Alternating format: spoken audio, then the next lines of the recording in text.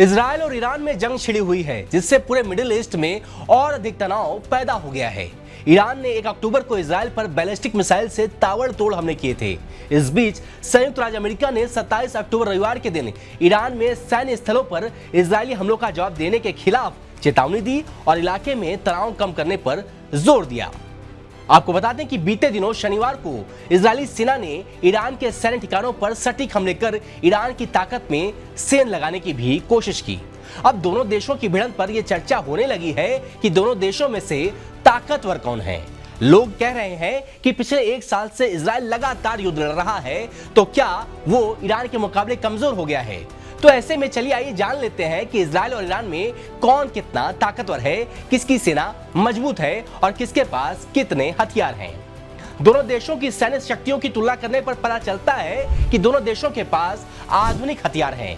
Israel या फिर Iran, किसकी सेना में कितना दम, ये आंकड़ों से साफ हो जाएगा। लेकिन इससे पहले ये जान लेते हैं कि दोनों देशों का रक्षा बजट में कितना बड़ा अंतर है। नमस्कार, मैं हूं अंकित मिश्रा और आप देख रहे हैं स्टेट मिरर हिंदी। आइए बात करते हैं रक्षा बजट में अंतर की। इजराइल का साल 2023 में रक्षा बजट 27.5 बिलियन डॉलर था, जो कि ईरान के 10.3 बिलियन डॉलर की बजट से काफी ज्यादा है। ये आर्थिक अंतर दोनों देशों की आधुनिक सैन्य तकनीक और हथियारों पर भी प्रभाव डालता है। द मिलिट्री बैलेंस 2023 की रिपोर्ट के अनुसार ईरान में 6,10,000 सक्रिय कर्मी हैं, जिनमें सेना में 3.5 लाख, IRGC में 1,90,000, नौसेना में 18,000, वायुसेना में 15,000 शामिल हैं। ईरान के पास इसके अतिरिक्त 3.5 लाख की एक रिजर्व सेना है।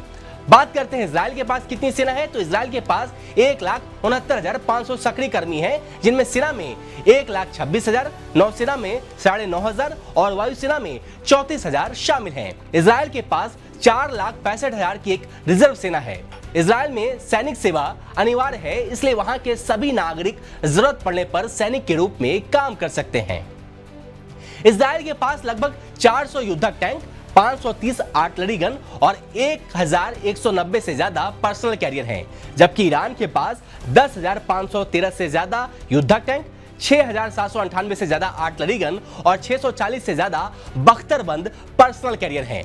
सेना के पास 50 हेलीकॉप्टर भी हैं, जबकि IRGC के पास 5 हेलीकॉप्टर हैं। इजराइल के पास 345 लड़ाकू विमान हैं और 43 हमलावर हेलीकॉप्टर हैं। वहीं ईरान की वायुसेना के पास 312 लड़ाकू विमान हैं और IRGC के पास 23 विमान हैं। वायुसेना के पास 2 हमलावर हेलीकॉप्टर हैं और सेना के पास 50 और IRGC के पास 5 हैं।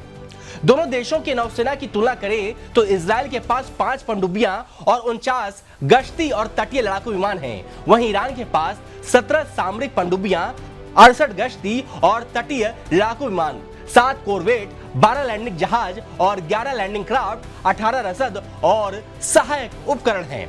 इजराइल का अमेरिका जैसा ताकतवर देश सपोर्ट करता है, आर्थिक और सैन्य सहायता देता है। वहीं ईरान के समर्थन में रूस और चीन जैसे देश शामिल हैं, लेकिन उसे पश्चिमी देशों से प्रतिबंधों का सामना करना पड़ता है।